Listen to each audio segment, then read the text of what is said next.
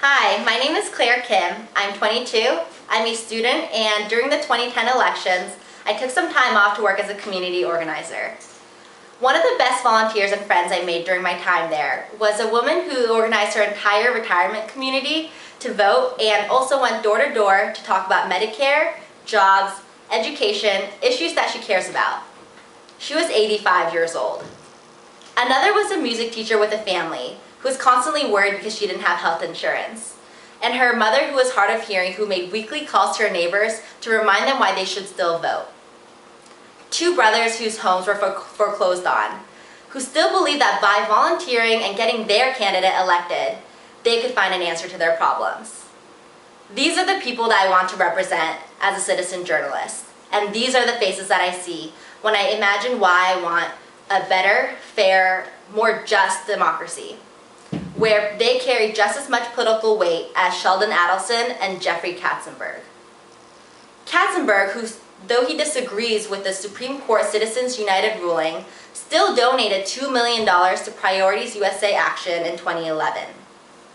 In defending his donation, he frankly stated, "Though it is the law of the land, and it would be foolish for one side to unilaterally disarm." This quote perfectly illustrates why we are all imprisoned, due to the flow of money in politics. This election year, it is essential that we make money in politics a tangible issue by using concrete examples of how the current system disenfranchises voters and highlighting what voters really care about. At the conventions, I want to work alongside pundits and donors to probe very honestly how dollars intersect with democracy. Much less than 1% of voters contribute 80% of super PAC money. Candidates spend 30 to 70% of their time fundraising. How do these facts highlight the disconnect between politicians and the majority of their voters? I want to ask candidates what they think about alternative campaign structures, such as the one that the Fair Elections Now Act proposes, and how the passage of Fair Elections Now would impact the way that they structure and spend their time.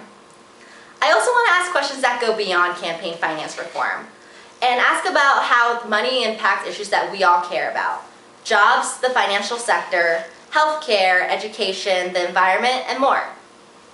Most of all, I want to ask politicians what they think about the fact that 77% of Americans think that campaign finance reform is an important issue to talk about in the 2012 elections.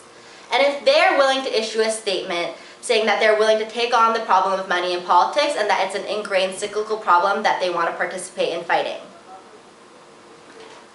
I, like most of you, imagine a more inclusive democracy where every voice has equal weight, no matter how much money someone has. I think that the first step to fighting this problem of money in politics is to talk about it openly and consistently. And I think it's time that we start now. Thank you, and I really hope that whoever goes to the conventions to represent us citizens can stick their neck out for the rest of us. Thank you very much and have a great day.